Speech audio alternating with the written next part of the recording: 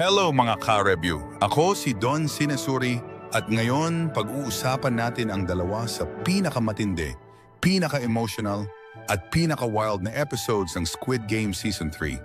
Sunod-sunod ang moral dilemma, mas lalong lumalim ang kwento at halos mawalan ka na ng pag-asa. Pero ito ang dahilan kung bakit sulit i-review ang episodes 5 at 6. Tara, simulan na natin. Episode 5 versus Sky Squid Game. Sa Episode 5, umabot na tayo sa pinakamalupit na laro ngayong season, ang Sky Squid Game. Isipin mo, mga players nasa taas ng matataas na pilar, tapos kailangan mong itulak ang kapwa mo para makaligtas. Oo, ganun ka-brutal. Kailangan mong literal na itulak ang iba sa kamatayan para manalo. Pero eto ang mas malala. Habang nagaganap ang game, may bagong twist. Ang baby ni John Hee na iniwan niya sa nakaraang episode ay ginawa ng Player 222. Sa utos ng VIPs, isinama ang sanggol bilang parte ng laro. Hindi lang pera ang premyo ngayon, kundi buhay mismo ng bata. Mas naging mabigat ang moral stakes. Kaya mo bang ipaglaban ang sarili mong survival kung may inosente kang kailangang isakripisyo? Nagkaroon din ng botohan sa gitna ng laro. Gusto pa ba nilang ituloy ang patayan? Ang resulta, game pa rin. Pero ramdam mo na parang politika na may kasamang dugo. Nandyan ang mga bully, mga nagmamagaling, at ang mga kunwaring protector. Si Myung-gi na umaastang parang ama ng sanggol, unti-unting lumalabas ang tunay na ugali. Handang gumawa ng lahat para sa bata, pero questionable ang motibo. At syempre, si Ki-hoon, bigla siyang naging tagapangalaga ng bata.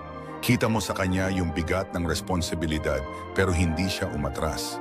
In one of the most emotional moments, iginiit niya, hindi ko papayagang mamatay ang bata. Boom! Solid character moment.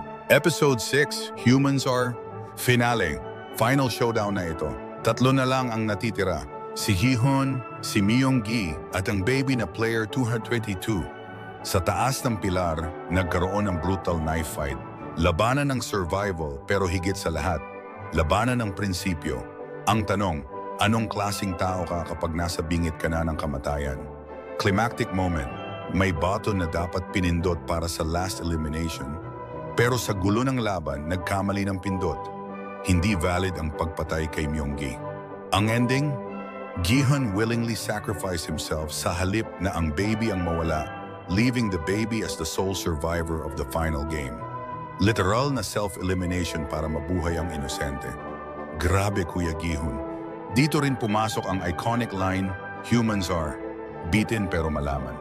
Isang simpleng pahayag ng pag-asa, compassion, at kabayanihan sa gitna ng isang sistemang likha para durugin ka.